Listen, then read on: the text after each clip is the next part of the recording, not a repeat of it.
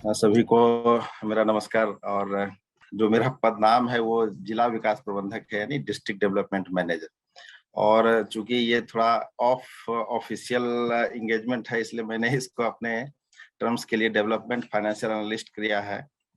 So that कि हम लोग इसमें थोड़ी और अच्छी पार्टनरशिप के लिए अलग और थोड़े स्वतंत्र तरीके से सोच सकें। तो मैं शुरुआत करता हूं। जो हमारा टॉपिक है कि मैंने ही, क्योंकि हम एआई आर्टिफिशियल इंटेलिजेंस केंद्रित बहस कर रहे हैं या मुद्दों पे विचार कर रहे हैं, तो उसमें नाबार्ड की भूमिका क्या हो सकती है और हमने क्या क्या इनिशिएटिव्स लिए हैं। थोड़े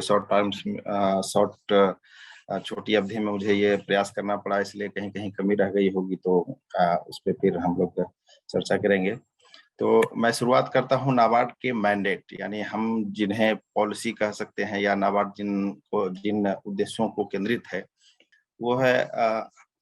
चूंकि हम लोग भारत सरकार के वित्त मंत्रालय की ग्रामीण विकास को केंद्रित एक संस्था है,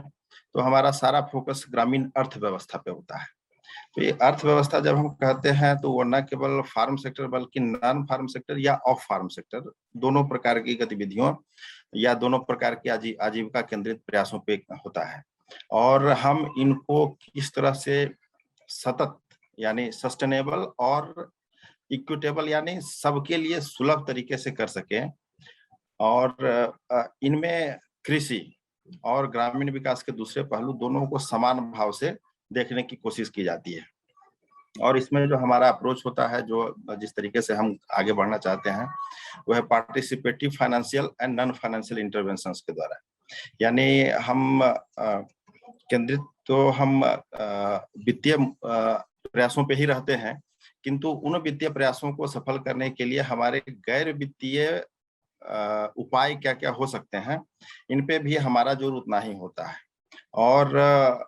मैं इस बात पे आप लोगों का ध्यान आकर्षित करना चाहूंगा कि नाबार्ड भारत सरकार के द्वारा स्थापित एक कंपनी है, वित्तीय कंपनी है। और हम ये जितने भी प्रयास करते हैं, सामान्यतः ये हम अपने लाभांश से करते हैं। तो हम इस बात का भी श्रेय कभी कभी लेते हैं कि नाबार्ड अपने आप में एक यूनिक संस्था है, एक अनूठी संस्था है, जो अपने रेवेन्यू का या अपने लाभांश का सदुपयोग लोगों की आजीविका संवर्धन में सीधे तौर पे करता है। और इस कड़ी में हम लोग इनोवेशन, यानी सीधे सीधे कह सकें तो नवोन्मेष या इन्वेंशन भी तक जा सकते हैं हम लोग। वहां तक हम लोग प्रयास करते हैं कि जिस हद तक जो भी अग्रणी व्यक्ति या संस्थाएं हों, उन सबको हम लोग समान भाव से मदद कर सके, अपने वित्तीय संसाधनों से या अपने जो हमारे संस्थानिक इंटर इंस्टीट्यूशनल रिलेशंस जो होते हैं या टाई अप होते हैं, उनके द्वारा।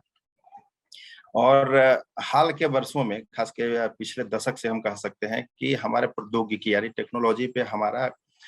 झुकाव ज्यादा बढ़ा है। और हम कोशिश ये कर रहे हैं कि जो डिजिटाइजेशन जिसे हम कह सकते हैं,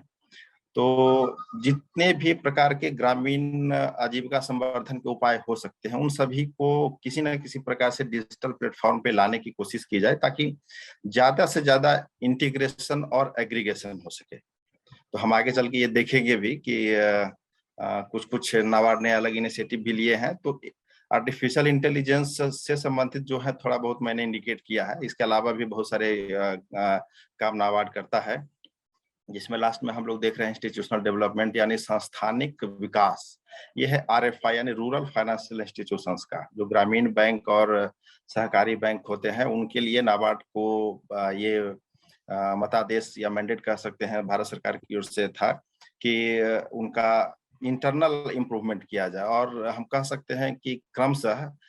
इन संस्थाओं का स्वरूप भी बदला है और हमारे उस प्रयासों में भी गति आई है। तो लोगों की सेवाएं हम लोग अब थोड़ा और बेहतर कर पाने में सक्षम हुए हैं। और अंतिम कह सकते हैं इन सब के प्रतिफल के रूप में कि हम लोग जो अपने कार्यक्रमों और विभिन्न प्रयासों के द्वारा जो भी हम कार्य करते हैं, या जो भी उनसे निकली हुई अच्छे उदाहरण होते हैं या बेस्ट प्रैक्टिसेस जिन्हें हम कह सकते हैं, वो अपने सभी स्टेक होल्डर्स, विशेषकर भारत सरकार, मतलब सरकारें एक तरह से समाज की मुख्य हितग्राही, chief stake holders of the society, तो हम उनको अपने इन बेस्ट प्रैक्टिसेज, या तो हम जिनसे सीधे तौर पर जुड़े हों या सीधे तौर पर नहीं भी जुड़े होते हैं, तो भी हम उनको कोशिश करते हैं कि उनके द्वारा उनकी नीति का हिस्सा बन पाए। इसके लिए हम कई प्रकार के पब्लिकेशन भी जारी करते हैं और अलग-अलग फोरम, अलग-अलग प्लेटफॉर्म पे इन चीजों को हम प्लेस करते हैं भारत और सभी राज्य सरकारों के बीच, जिसमें हमारे 2 पब्लिकेशन एक जिला स्तर पे होते हैं जिन्हें हम कहते हैं पोटेंशियल लिंक्ड क्रेडिट प्लान, उनमें भी हम हाईलाइट करते हैं, और राज्य स्तर पे भी एक स्टेट फोकस्ड पेपर होता है, यानी राज्य को केंद्रित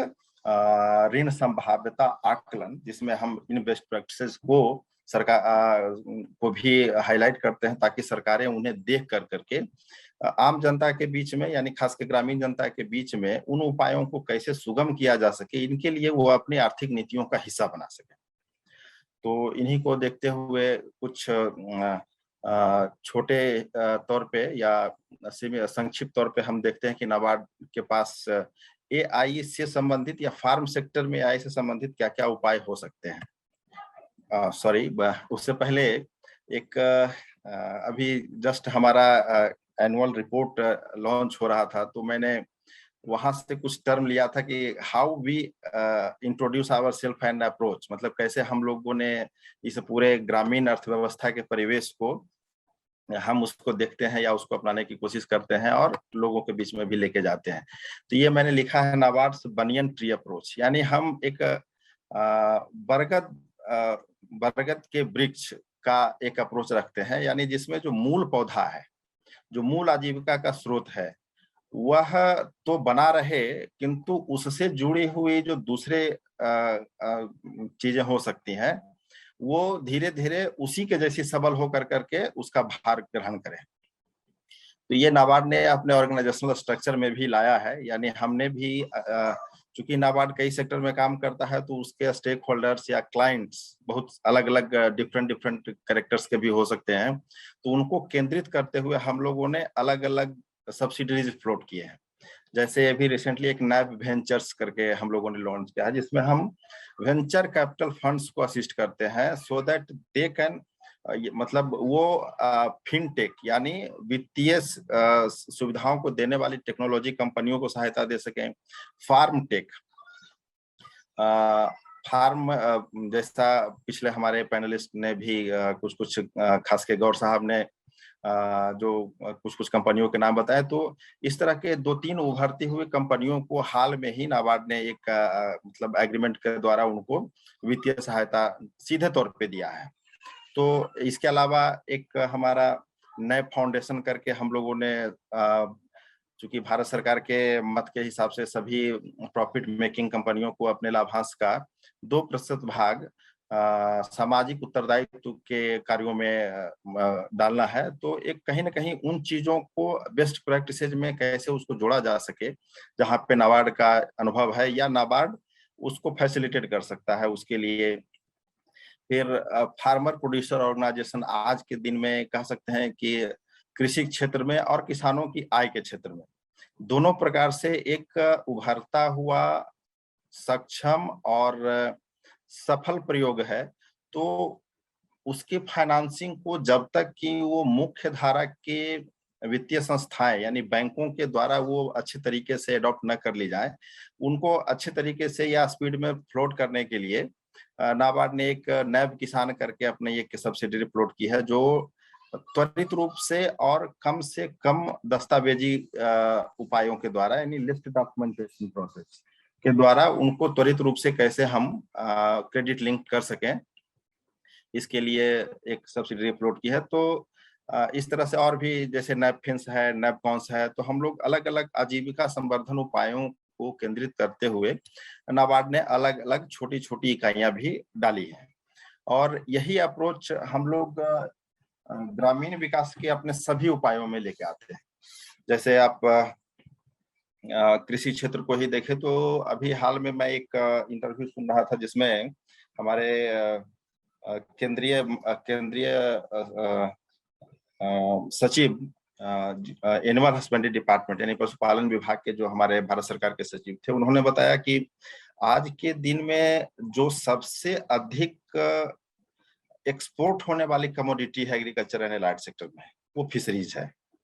तो इसी प्रकार से मतलब इसके बाद फिर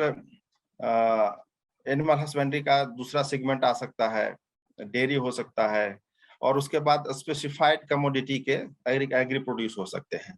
तो किसानों की आय और कृषि उत्तम कोटि के कृषि उपज की सुगम उपलब्धता, ये दोनों हमारा कहीं ना कहीं मकसद हमारा भी है, भारत सरकार के एक हितग्राही के होने के नाते। और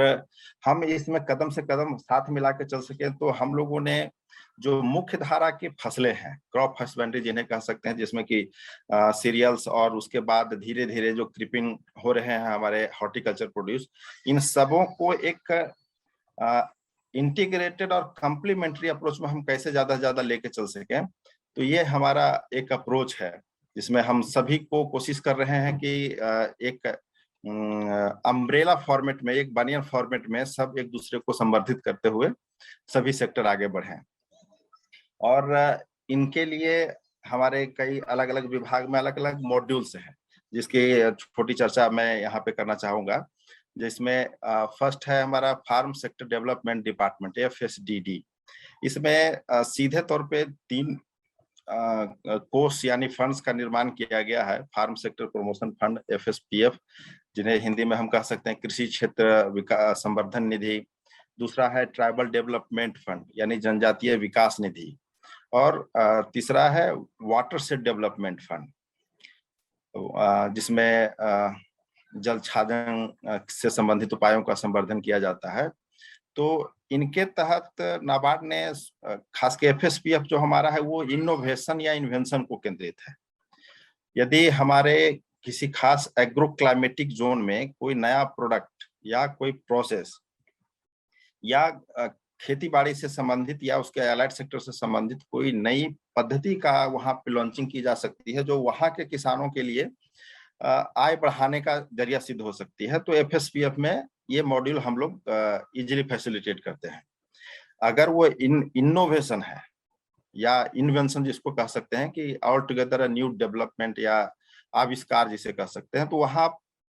पे हम लोग पेटेंट राइट्स तक उनको फाइनेंशियल असिस्टेंस उपलब्ध कराते हैं। ट्राइबल डेवलपमेंट में हम जनजातीय परिवारों के बड़े क्लस्टर, जिसमें कम से कम 500 परिवारों को केंद्रित, उनको एक सस्टेनेबल लाइवलीहुड कि एक बार में मतलब उनके पास एक ठीक ठाक आय का जरिया साबित हो सके और वो मुख्य धारा की आर्थिक गतिविधियों में शामिल हो सके, ऐसे प्रयास करते हैं। संजय जी हमारे उसके एक प्रोडक्ट के पार्टनर भी हैं एक प्रोजेक्ट के। और वाटर सेट डेवलपमेंट फंड, जिसमें वर्षा जल संरक्षण, भूजल संरक्षण और उसका नियमित और संरक्षित दोहन, ताकि वो सस्टेनेबल हो सके, और उन प्रयासों का फिर क्लाइमेट प्रूफिंग, ताकि लंबे समय तक वो कैसे संरक्षित रह सके, इसके लिए इस विभाग से प्रयास होते हैं। इसके अलावा भी एक और FPO से संबंधित फंड है, किंतु वो चूंकि भारत सरकार ने अपना एक केंद्रीय अभियान शुरू किया है, इसलिए हम लोग उस पर उतना जोर नहीं दे रहे हैं। दूसरा एक है फाइनेंशियल इंक्लूजन फंड, जो हमारा DFIBT यानी department of financial inclusion and banking technology, तो विभिन्न वित्तीय संस्थाओं में या अलग अलग संस्थाओं के द्वारा उसको कैसे हम लोगों के बीच में डिजिटल फाइनेंशियल लिटरेसी और उनकी पहुंच यानी डिजिटल फाइनेंशियल सर्विसेज की पहुंच कैसे बढ़ सके, उनके लिए विशेष प्रयास कर सकते हैं। फिर RIDF, rural infrastructure development fund, ग्रामीण अवसंरचना विकास कोष, ये हम लोग सामान्यतः सरकारी संस्थाओं को हम लोग बड़े पैमाने पे अवसंरचना के विकास के लिए हम लोग इनको बड़े पैमाने पे देते हैं। और ये यहाँ पे इसकी चर्चा मैं इसलिए कर रहा हूँ कि ये इनमें हम लोग हाल के वर्षों में क्लाइमेट रेजिलियंस या क्लाइमेट बेटरमेंट के जितने प्रोजेक्ट हो सकते हैं उन पे हम लोग ज्यादा फोकस कर रहे हैं। और इसके बाद एक BID करके बिजनेस इनिशिएटिव्स डिपार्टमेंट है, जिनके तहत कई सारे प्रोडक्ट हाल में लॉन्च किए गए हैं नाबार्ड ने अपने तरीके से, जिसमें हम इंफ्रास्ट्रक्चर और अलग अलग प्रकार के कई तरह के प्रोजेक्ट जो इनोवेटिव भी हो सकते हैं इंफ्रास्ट्रक्चर पर्पज से। तो यहाँ भी जैसे फॉरेस्ट्री रिलेटेड या वाटर से रिलेटेड या इनसे संबंधित क्लाइमेट से संबंधित कुछ और भी इनमें शामिल किया जा सकता है, जो एक बड़े पैमाने पे लोगों को लाभ दे सके। इनके बाद कुछ कुछ छोटे प्रयासों को केंद्रित हमारे कुछ डिपार्टमेंट है जहां भी हम लोग आर्टिफिशियल इंटेलिजेंस का सोच सकते हैं एक लंबी अवधि में। माइक्रो क्रेडिट इनोवेशन डिपार्टमेंट, जो SHG मूवमेंट था, तो SHG मूवमेंट फिर धीरे धीरे भारत सरकार ने उसको अपने NRLA में उस मॉड्यूल को अपना लिया, और अब हम लोग उसको उनके आजीविका के लिए मॉड्यूल बेस्ड, यानी जिसमें training plus production cluster development, इस तरह से काफी बड़े पैमाने पे हम लोग चल रहे हैं। और अंतिम है हमारा of farm sector development department. इसमें उत्पादकों के समूहों को औपचारीकरण करना और उनको संवर्धन करना, यानी उनको आगे बढ़ावा देना ताकि वो अच्छे टर्नओवर प्राप्त कर सके और उनका बड़े मतलब ठीक ठाक साइज में उस क्लस्टर का विकास और उनका आय बढ़ सके। तो ये एक अप्रोच है कि हम लोगों ने एग्रीकल्चर और अलाइड सेक्टर के काफी ठीक ठाक सेगमेंट को एक डायरेक्ट वे में हम लोग कवर करते हैं, और मेरी समझ से इन सभी में आर्टिफिशियल इंटेलिजेंस का धीरे धीरे प्रयोग हम लोग बढ़ा सकते हैं। थोड़ी चर्चा तो हम लोगों ने फार्म सेक्टर प्रमोशन फंड की कर ही दी, और ये PODF करके एक है जो चूंकि भारत सरकार ने इसमें क्रॉप हस्बेंड्री के लिए अपना 10,000 FPO की स्कीम शुरू की है। तो अब नाबार्ड ने इसको एनिमल हस्बेंड्री के PO पे फोकस कर दिया है, फिशरीज, एनिमल हस्बेंड्री के अदर सेगमेंट्स, इन सबको। और यहाँ भी हम लोग विशेषकर एग्रीगेशन पर्पज से आर्टिफिशियल इंटेलिजेंस का बढ़िया प्रयोग कर सकते हैं। फिर इसके बाद मैं कुछ हाईलाइट कर रहा था कि हम सस्टेनेबल डेवलपमेंट को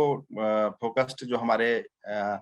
प्रोडक्ट्स हैं, थोड़ा चर्चा तो मैंने पहले कर भी दी। एक लास्ट हमारा पॉइंट है एडेप्टेशन फंड, जो क्लाइमेट चेंज का जो क्योटो प्रोटोकॉल है उसके तहत जिस फंड को एस्टेब्लिश किया गया था, तो नाबार्ड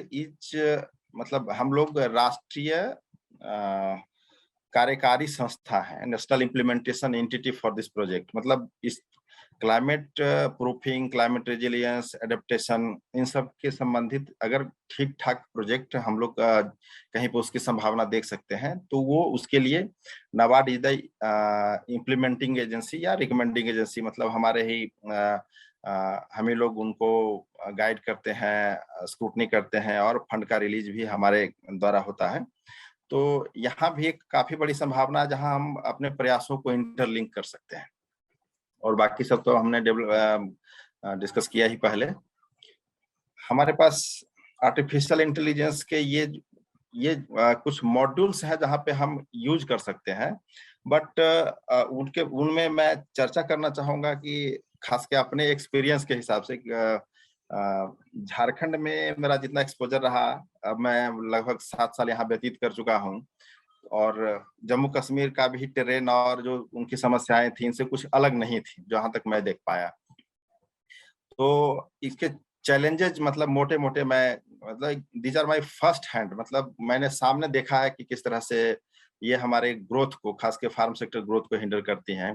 जैसे लाइकिंग बेसिक साइंटिफिक अप्रोच, किसान एक्सपेरिमेंट नहीं करना चाहते हैं। अभी कल ही मैं एक जगह घूम रहा था, तो उनके बाड़ी में सब्जी लगी हुई है और साइड में वो अपना ताजा गोबर गिराते जा रहे हैं कि नीचे से जब जो नीचे का होगा वो गोबर खाद के रूप में प्रयोग कर लेंगे, और ऊपर में वो दबता दबता धीरे धीरे बनता जाएगा।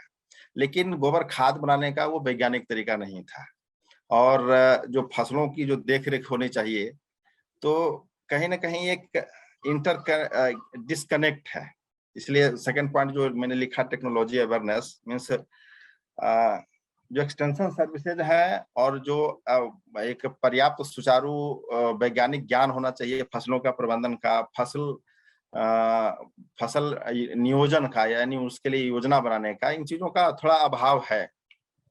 हमारे पास एजेंसियां भी हैं, एवं कृषि विज्ञान केंद्र काफी काम करता है और जैसा कि मुझे सूचना मिली है, लगभग हजारीबाग के सभी ग्रामों में कभी ना कभी उनका प्रेजेंस रहा है। लेकिन ये जो उपस्थिति है हमारे एक्सटेंशन सर्विसेज की, आत्मा करके एक एजेंसी है राज्य सरकार की, जो एग्रीकल्चर टेक्नोलॉजी को एक्सटेंड करती है। उनके किसान मित्र होते हैं, उद्यान विभाग के उद्यान मित्र होते हैं, पशुपालन विभाग के पशु मित्र हैं, डेयरी विभाग के डेयरी यानी दुग्ध मित्र हैं। हमारे पास औपचारिक रूप से कहने के लिए पूरा चैनल उपलब्ध है।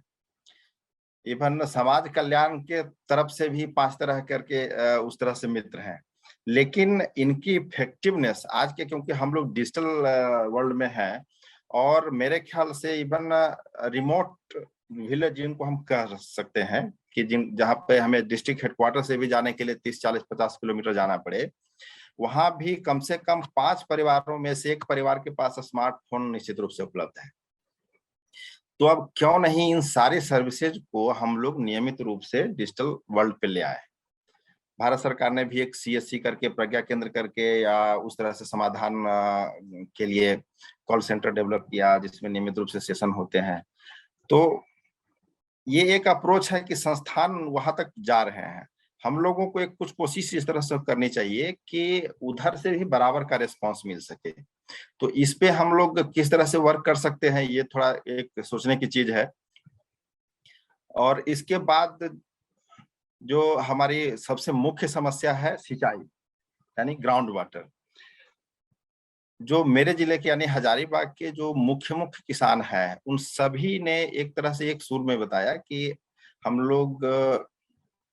अगर व्यक्तिगत उपायों पर निर्भर हों तो अच्छी खेती नहीं हो सकती है। मानसून पर निर्भरता बढ़ती ही है और जो भूजल है, ग्राउंड वाटर है, उसका दोहन भी इर्रेगुलर कह सकते हैं, यानी अनियमित होता है और कई मायनों में वो थोड़ा हानिकारक जैसा भी लगता है। तो इन चीजों को कहीं ना कहीं एक सॉल्यूशन बेस्ड, कि जो वो कर भी रहे हैं तो उसका जो सामाजिक प्रभाव है उसके मिटिगेशन के लिए भी वो कार्य करें, और उसका दोहन के आधार पे हम सुचारू और एक ठीक ठाक हैंडसम प्रोड्यूस भी ले सके। तो इसके लिए वाटर शेड अपने आप में एक काफी अच्छा अप्रोच है और जन जागरण केंद्र का काफी लंबा अनुभव रहा है। मेरे ख्याल से जब मैं एक बार जोड़ रहा था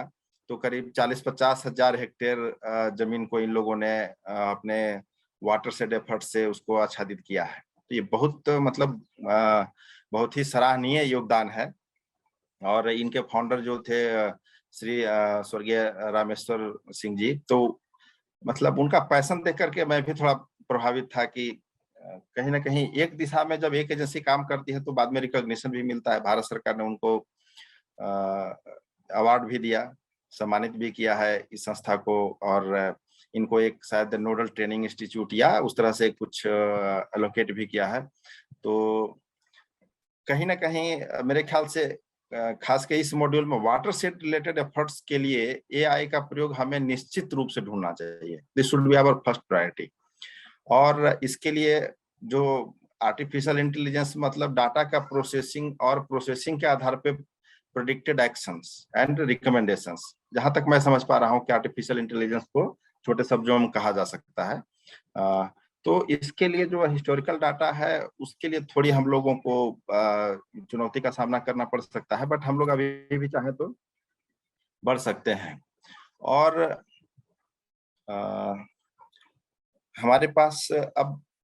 FPO या प्रोग्रेसिव फार्मर्स जितने हैं उन सब के लिए एक चैलेंज होता है उनके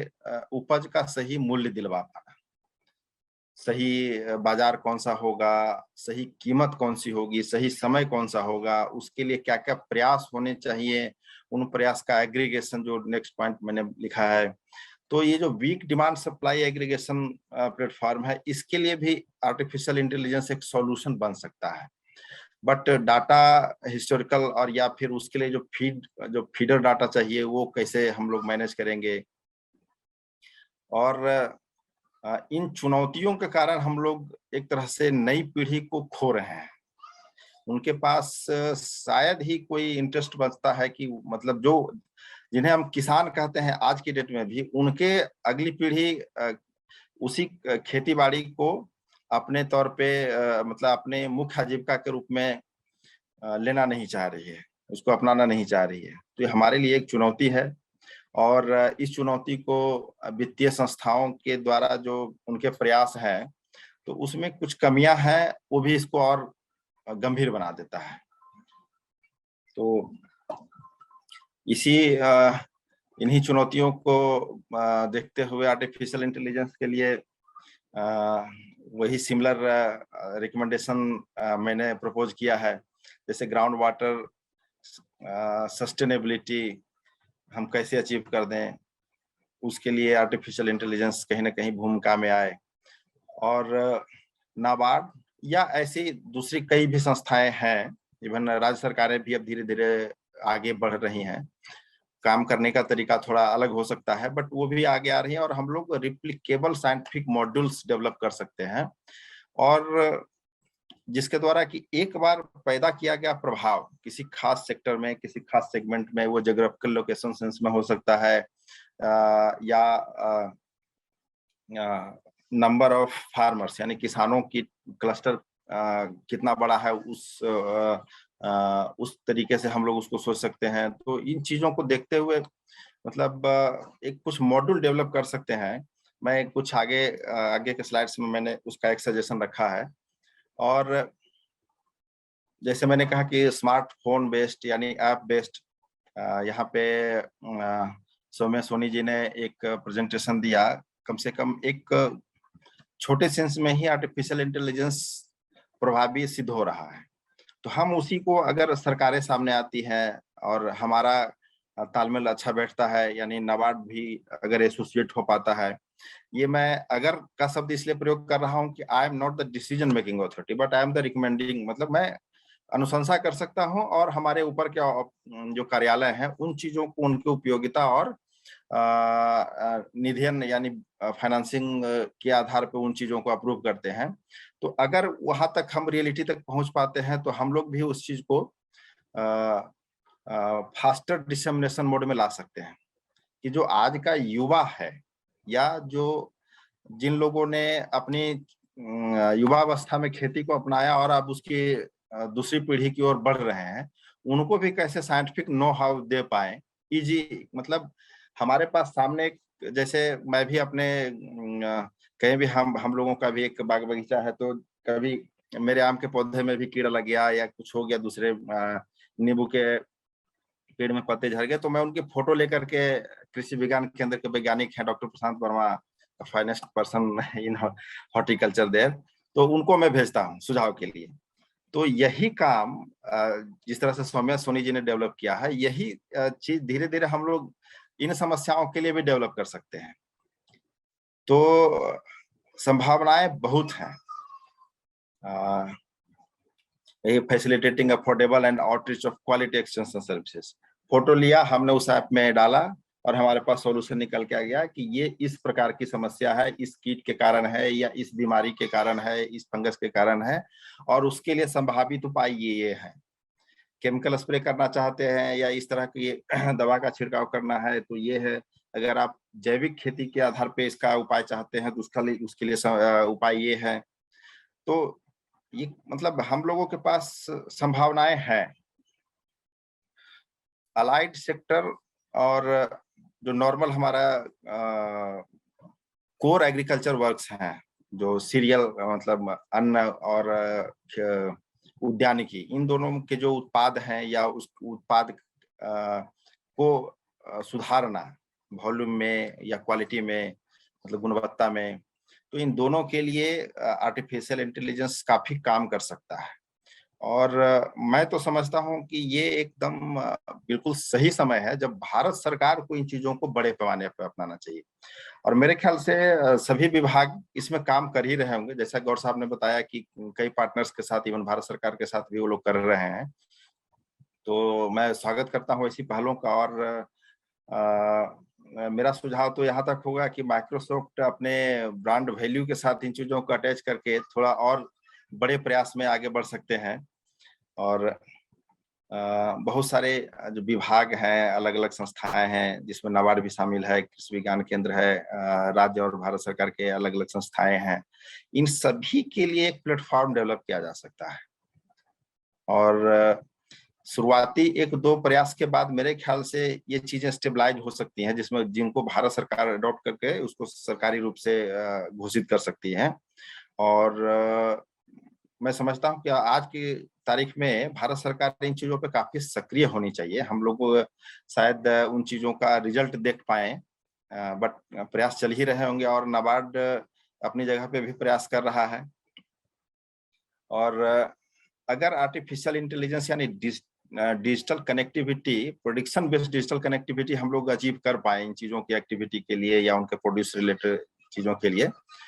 तो ये जो फाइनेंसिंग रिलेटेड बॉटलनेक्स हैं कि बैंकों को कभी कभी समस्याएं आती है असेसमेंट की, या दूसरी वित्तीय संस्थाओं को, या कई बार विजिट करके देखना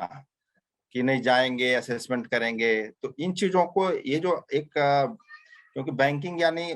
शब्दतः है वो भरोसा है, तो ये जो भरोसा है कि कस्टमर और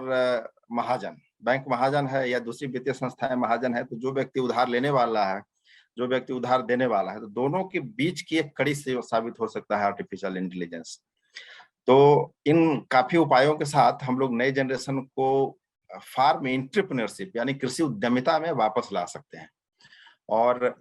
उनके लिए कुछ जो नाबार्ड के प्रयास हैं, इनको जो त्वरित रूप से मैं ढूंढ पाया, जैसे स्मार्ट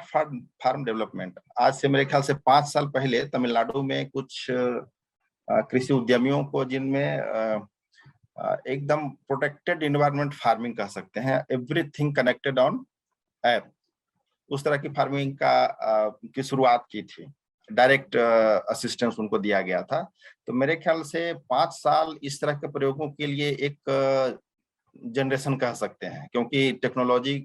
प्रौद्योगिकी के बदलने की और उनके आगे बढ़ने की दर थोड़ी तेज होती है। तो मेरे ख्याल से अब आर्टिफिशियल इंटेलिजेंस इन चीजों में आ ही चुका होगा। और अपने अमेरिका का एक्सपीरियंस अगर माइक्रोसॉफ्ट या आप जैसे एक्टिविस्ट के माध्यम से भारत के किसानों को मिल सके, जन जागरण केंद्र उसमें सहभागी बन सके, तो ये हमारे लिए थोड़ी अच्छी बात होगी। दूसरा एक है अभी Indian farmers and fertiliser cooperative, IFFCO, उनकी एक सब्सिडरी है इफको किसान संचार लिमिटेड। इन्होंने नाबार्ड के फाइनेंसिंग सपोर्ट से कर्नाटक, गुजरात और मेरे ख्याल से मध्य प्रदेश भी शामिल है, 2-3 जगहों पे स्मार्ट फार्म, ये जो हम अभी प्रेमनाथ जी के उनके जो फार्मिंग का जो डेमो देख रहे थे, जो समय सोनी जी ने जिस चीज को दिखाया, तो वैसा ही ऑलमोस्ट सेम सिमिलर टेक्नोलॉजी के nutrition requirement, growth, live growth watch, मतलब कहाँ पे किस तरह का वेजिटेशन कैसा ग्रोथ हो रहा है, पानी की कमी है नहीं है, न्यूट्रिशन की दूसरी चीजों की कमी, wind speed, temperature, pressure and moisture, इन चीजों पे सारा पैरामीटर पे वो लोग मतलब इस तरह स्मार्ट फार्म डेवलप करके कर रहे हैं। तो नाबार्ड का एक पैमाना है कि हम लोग प्राथमिक रूप से यह देखते हैं कि किसी भी प्रकार का इंटरवेंशन कितने बड़े क्लस्टर को लाभ दे पाता है, ये प्रथम पैमाना है। जितना बड़ा क्लस्टर और जितना बड़ा लाभ होगा और उसकी इकोनॉमी यानी जितने कम पैसे में लाभ दे सके, तो हम लोग उस प्रोजेक्ट को सहायता के लिए ज्यादा योग्य समझते हैं, और ये हर जगह हमारे लिए एक समान रूप से लागू होता है। तो उसी सेम प्रोजेक्ट प्रारूप को, यानी जो ये था, तो हजारीबाग में भी 2 किसान उत्पादन संगठनों यानी 2 किसान कंपनियों को शामिल करते हुए मैंने भी ये रिकमेंड किया है, जिसमें हजारीबाग के पास चरही और एक दाड़ी ब्लॉक के करीब तो 1000 किसानों को इसमें सहायता मिल सकती है अगर ये अप्रूव होता है, तो एकदम ऑलमोस्ट सिमिलर टेक्नोलॉजी। तो अब मेरे ख्याल से अगर थोड़ा और पहले हम लोग अप्रोच कर पाते तो हमारा एसोसिएशन इस टेक्नोलॉजी में भी डायरेक्टली हो सकता था। बट अभी भी आगे हम लोग इसमें संभावनाएं देखेंगे। दूसरा है agri business incubation centre, Tamil Nadu agriculture university और एक दो जगहों पे, और अभी मैं उतना एग्जैक्ट इंफॉर्मेशन कलेक्ट नहीं कर पाया। नाबार्ड ने एग्री बिजनेस इंक्यूबेशन सेंटर या उनके चेयर प्रोफेसर की सीट नाबार्ड फाइनेंस करता है, ताकि वहां के जो फार्म इंटरप्रेन्योर्स हों या अलाइड सेक्टर के जो इंटरप्रेन्योर्स हों, उनको डायरेक्ट इंक्यूबेशन सपोर्ट मिल सके। मतलब आइडिएशन से लेकर के इम्प्लीमेंटेशन एंड फीडबैक एवरीथिंग, मतलब पूरे चक्र के लिए कि क्या करना चाहिए। हमारे जो एग्रो इकोनॉमिक, जो हमारा क्लाइमेटिक वातावरण जो हमारा है, जो हमारे पास उपलब्ध सुविधाएं हैं, उसके आधार पे क्या नया हम कर सकते हैं, किस उद्यमिता, कृषि उद्यमिता की ओर बढ़ सकते हैं, उनके लिए गतिविधियों का चयन, उनके लिए क्या प्रारूप होना चाहिए, उसके लिए नो हाउ कहाँ से मिलेगा, उसके लिए विशेषज्ञ हैं डेडिकेटेड, वो उसका मार्गदर्शन करेंगे, कहाँ से किन चीजों का तकनीकी का ट्रेनिंग एक्सपोजर, और इम्प्लीमेंटेशन के दौरान मॉनिटरिंग, डेडिकेटेड मॉनिटरिंग, कितने समय के लिए लगातार इन चीजों को देखा जा सके, और अंत में उसका फीडबैक भी कि हम लोग इसमें से क्या सीख आ रहे हैं, और इसका रिप्लिकेशन, मतलब दूसरे आम सभी किसानों के लिए या उस तरह के उद्यमियों के लिए इसमें क्या और बदलाव करके या उसको सीधे तौर पे लोकप्रिय बनाया जा सकता है या नहीं, इन चीजों के आधार पे हम लोग वहां देखते हैं। तो दूसरे वैसे ही समान दूसरे प्रयोगों और नाबार्ड के ये जो प्रयोग हैं इनको अगर एक डिजिटल प्लेटफॉर्म पे लाया जाए तो आर्टिफिशियल इंटेलिजेंस वहां भी काम कर सकता है। एक दूसरा पहलू है हमारे प्रयोगों का GI tag, geographical indication tag. Bharat में मेरे ख्याल से लगभग सभी प्रदेशों में, राज्यों में, और उसके कुछ खास खास कोनों में कुछ न कुछ तरह तरह के उत्पाद हो सकते हैं, जिसमें फार्म सेक्टर के थोड़े कम है जिनका डायरेक्ट फार्म बेस्ड प्रोड्यूस के रूप में यूज हो सके, ऑफ फार्म सेक्टर के ज्यादा है, लेकिन वहां भी चूंकि ऑफ फार्म होने के कारण उनका फार्म बेस अभी भी रहता है, तो वहां भी हम आर्टिफिशियल इंटेलिजेंस का प्रयोग कर सकते हैं, ये एक संभावना है। फिर जैसा मैंने बताया कि नाबार्ड ने वेंचर फंडिंग स्टार्ट की है कई फार्म टेक या फिनटेक कंपनियों की। फिर नाबार्ड ने एफपीओ के इंफॉर्मेशन बेस्ड पोर्टल की शुरुआत की है, मतलब उनका A to Z डाटा हम लोग कंपाइल करने की कोशिश कर रहे हैं। थोड़ा टफ वर्क है और नाबार्ड के लिए थोड़ा स्ट्रेचिंग भी है, क्योंकि उन चीजों के लिए जिस तरह से अरेंजमेंट होना चाहिए उतना हो नहीं पाता है, बट फिर भी हम कोशिश कर रहे हैं कि हमारे जो लो स्केल एफपीओ हैं धीरे धीरे इन चीजों पे आए और उनके लिए एक प्लेटफॉर्म डेवलप हो। तो आर्टिफिशियल इंटेलिजेंस यहाँ भी उनके लिए एक माध्यम का काम कर सकता है। और नाबार्ड जैसे अभी recently central warehousing corporation, जो CWC है, तो सेंट्रल वेयर हाउसिंग कॉर्पोरेशन के साथ उनके पोस्ट हार्वेस्ट स्टोरेज से संबंधित कैसे गोडाउन्स या कोल्ड स्टोरेज, मतलब स्टोरेज सर्विसेज को कैसे अच्छे तरीके से अवेलेबल क्या और मैनेज किया जा सकता है, इनको लेकर के इनके साथ टाई अप किया है। अपीडा के साथ प्रोसेसिंग से रिलेटेड असिस्टेंस के लिए टाई अप किया है, ताकि एफपीओ को भी उनके पोस्ट हार्वेस्ट सर्विसेज के लिए बेटर प्लेटफॉर्म मिल सके। तो इस तरह से और भी बहुत सारे इनिशिएटिव्स नाबार्ड ले रहा है। तो मैं उम्मीद करता हूं कि हम लोग एक तरह से नाबार्ड भी गियर अप हो रहा है डिजिटल इरा के लिए। तो एआई हमारे लिए काफी सहयोगी सिद्ध होगी, ये मैं मतलब अभी से महसूस करता हूं। और अब मैं अपने डिस्ट्रिक्ट के एक प्रोफाइल की ओर थोड़ा बढ़ रहा हूँ कि हमारे पास थोड़ा फास्ट मैंने लिखा है अपने एक्सपीरियंस और ओवरव्यू के हिसाब से हमारे पास क्या पोटेंशियल। हम लोग लगभग 4.3 लाख हेक्टेयर का हमारा डिस्ट्रिक्ट है, काफी बड़ा एरिया है जिसमें लगभग 50% फॉरेस्ट एरिया है। तो forest area means minor forest produce भी अपने आप में हमारे लिए एक प्रोड्यूस का काम कर सकते हैं, जिसके लिए भी सेपरेट स्कीम्स भारत सरकार ने भी हाल में शुरू की है। दूसरा, हमारे पास लगभग 2 लाख किसानों का बेस है, जिनमें से अगर मैं सभी 16 ब्लॉक से उस तरह से एडवांस जो एंटरप्रेन्योर मोड में काम करते हैं वैसे किसानों को जोड़ूं तो लगभग 5,000 हमारे पास प्रोग्रेसिव फार्मर है, यानी जो रिस्क लेकर के फार्मिंग नई नई टेक्नोलॉजी का या जो कम से कम रनिंग इकोनॉमी वाले जो फार्मिंग टेक्नोलॉजी है उसमें इन्वेस्ट करते हैं, थोड़ा रिस्क लेते हैं। और वेजिटेबल यानी सब्जी और अब थोड़े थोड़े दूसरे उद्यानिकी जो हॉर्टिकल्चर प्रोड्यूस हैं उनका बेल्ट भी थोड़ा ग्रोइंग है। इवन हाल में मैंने असेसमेंट किया था तो 12,000 मैं अभी थोड़ा मिस कर रहा हूँ, मेरे ख्याल से 20,000 मेट्रिक टन से ज्यादा टोमेटो और पोटैटो का यहाँ पे प्रोडक्शन है, इवन ज्यादा भी हो सकता है। एकदम जवानी याद रहना थोड़ा कठिन हो जाता है कभी कभी। और पोल्ट्री हमारे पास मतलब Hazaribagh is one of the largest hub पूरे इधर रीजन में कह सकते हैं। हजारीबाग में तो लार्जेस्ट है ही, इवन बिहार के भी और बंगाल के भी कुछ जो पड़ोसी जिले हैं उन सबसे काफी बड़ा यहाँ पे इसकी इकोनॉमी है। बट ये अभी तक ब्रॉयलर इकोनॉमी में थोड़ा सिमटा हुआ है, तो इंडिजिनस के लिए हमारे पास अभी भी काफी स्कोप है। पोल्ट्री सेगमेंट भी हमारा बड़ा है, डेयरी में भी काफी पोटेंशियल है यहाँ पे। और बट चैलेंजेस भी हमारे पास हैं। कम से कम 4 ब्लॉक है जो अभी भी LWE लेफ्ट विंग एक्सट्रीमिज्म यानी उग्रवाद प्रभावित जिलों में आते हैं, प्रखंडों में आते हैं। 4-5 ब्लॉक हैं जो कमोबेश वो सूखा प्रभावित की कैटेगरी में हम उनको रख सकते हैं। बहुत सारे कॉर्नर्स हैं जहाँ पे पहुंचना आसान नहीं होता है। तो जो हम लोग वे फॉरवर्ड देख सकते हैं कि जहाँ पे हम लोग कहाँ टाई अप कर सकते हैं। तो अभी जन जागरण केंद्र के द्वारा मेरे ख्याल से एक प्रोजेक्ट फाइनल स्टेज में है, हेड ऑफिस में अप्रूवल लेवल पे है, जहाँ पे नई जनरेशन को रूरल फार्म एंटरप्रेन्योर के रूप में लाने के लिए हम लोग एक पायलट करने वाले हैं। Hazaribagh is one of the selected districts. तो इसमें सवा सौ किसानों मतलब यूथ को फार्म एंटरप्रेन्योर के रूप में उनको training, hand holding and unit establishment, ज्यादा जोर हम लोगों को पोस्ट हार्वेस्ट पे रखना है। बट ये फार्मिंग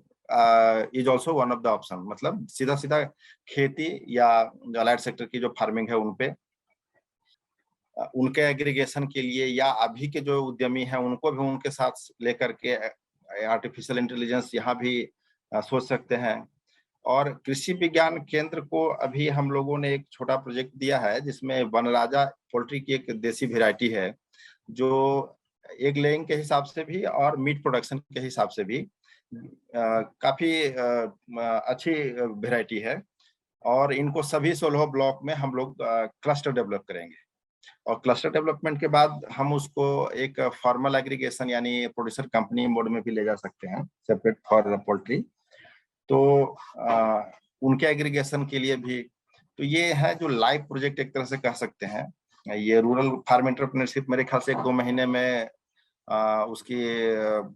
फॉर्मल अप्रूवल की सूचना आ जानी चाहिए और लॉन्चिंग हम लोग इसी साल कर देंगे। तो और ये काफी इम्पोर्टेंट और टफ प्रोजेक्ट्स हैं जिसमें अगर आप लोग पार्टनर बन सकें, इसीलिए मैंने इसको स्पेसिफिकली यहाँ पे लिखा है। और हम लोग जो आगे और देख सकते हैं कि स्मार्ट एग्रीकल्चर मॉड्यूल, ये एक पूरे जिले को टारगेट करते हुए हम लोग अगर उस तरह से मॉड्यूल देख सकें कि सभी ब्लॉक्स में या जिले के किसी खास बेल्ट में या किसी खास कुछ प्रोड्यूस को ध्यान में रखते हुए कि किस तरह से हम पूरे साइकिल को डिजिटल प्लेटफॉर्म पे ले आकर के उनको एग्रीगेट कर सकें, जिसमें एक मॉड्यूल हमारा हो सकता है कि भारत सरकार की नई स्कीम है, चूंकि सभी प्रखंडों में प्रोड्यूसर कंपनी खुलनी है, तो ये अपने आप में एक मॉड्यूल हो सकता है जो भारत सरकार हो सकता है रिप्लिकेट कर दे कि सभी जितने भी नए वाले एफपीओ हैं भारत सरकार के स्कीम वाले, उनको शुरुआत से ही आप मतलब स्टार्टिंग फ्रॉम डे 0, अब अभी उनका रजिस्ट्रेशन हुआ है, अकाउंट खुल रहे हैं, अभी से अगर हम उनको डिजिटल प्लेटफॉर्म उपलब्ध करा दें और पूरा जिला एक, चूंकि वो 1 डिस्ट्रिक्ट 1 प्रोडक्ट या उस तरह से मतलब स्पेसिफाइड प्रोडक्ट के रूप में या उसकी और एग्रीगेट उनको करना है, तो अगर अभी से हम उनको डिजिटल प्लेटफॉर्म दे दें तो ये हमारे लिए एक अचीवमेंट हो सकता है और मॉडल भी बन सकता है जिसको भारत सरकार या हम लोग प्रोपोगेट कर सकते हैं आगे एडॉप्शन के लिए, जिला राज्य स्तर पे या भारत सरकार उस चीज को फिर आगे ले जाना चाहे। तीसरा है क्लाइमेट सॉल्यूशंस बेस्ड, मतलब चूंकि जन जागरण केंद्र का भी काफी बड़ा एक्सपीरियंस रहा है वाटरशेड का, और वाटरशेड क्लाइमेट प्रूफिंग का एक काफी सशक्त माध्यम है। तो जितना इनका